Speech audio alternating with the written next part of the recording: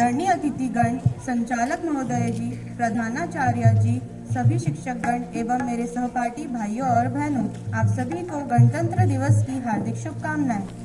हम सभी आपके सामने एक गीत प्रस्तुत करने जा रहे हैं। उसमें जो भी त्रुटियां हो हमें क्षमा करें।